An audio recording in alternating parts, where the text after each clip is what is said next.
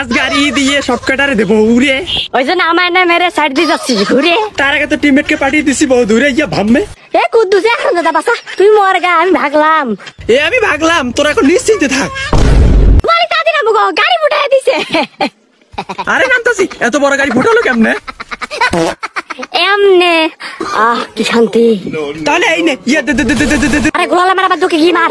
ও sorry দুঃখিত ভাই। কি রে ভয় পেয়ে গেলি নাকি? দুঃখিত বলিস কে? তার মানে ভয় ঢুকেছে। ইয়া দে।